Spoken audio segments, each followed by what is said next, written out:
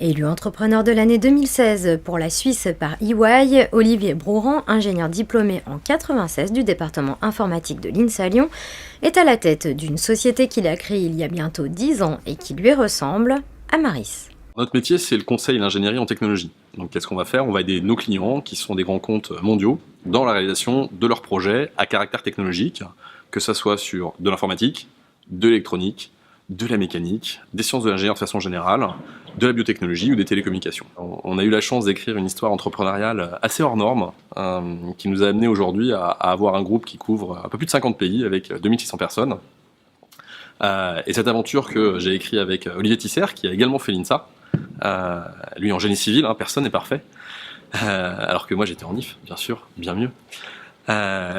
Cette histoire entrepreneuriale, effectivement, on l'a démarré sur un constat qui était assez simple. Après avoir travaillé pendant 10 ans dans des grands groupes, on s'est dit que on avait envie d'être indépendant. On n'avait plus envie d'être guidé par les diktats de la bourse. On n'avait plus envie de prendre des décisions qu'on trouvait aberrantes, qui répondaient à une logique de court terme, de quarter, de trimestriel ou de semestriel.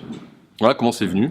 Et donc on s'est dit, on va monter un groupe international à grande échelle et en y mettant comme valeur numéro 1 l'indépendance et derrière en déployant au niveau mondial une organisation qui nous permettrait d'être différents.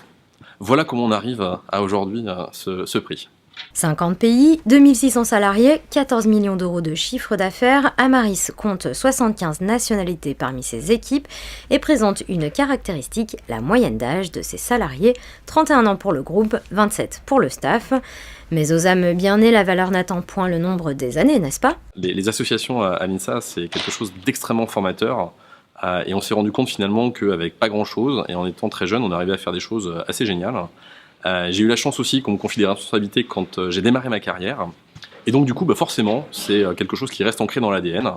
Et ça fait partie des phénomènes de la chance, mais les millennials, la génération Y, aujourd'hui est friand de ça, est friand de responsabilisation, est friand d'autonomie, est friand d'indépendance.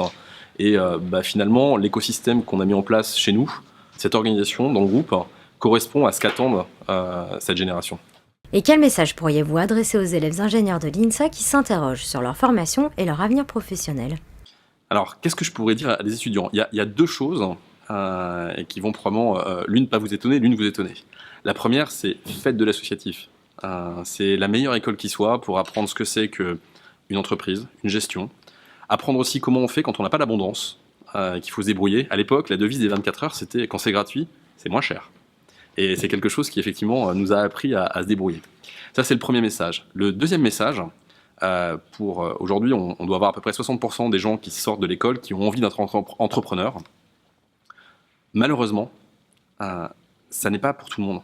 Donc, avant de vous lancer, réfléchissez bien à ce que vous voulez faire, pourquoi vous voulez le faire, c'est quoi le projet de vie, qu'est-ce qu'il y a derrière, quelles en sont les contraintes et qu'est-ce que vous voulez réellement avoir de ça.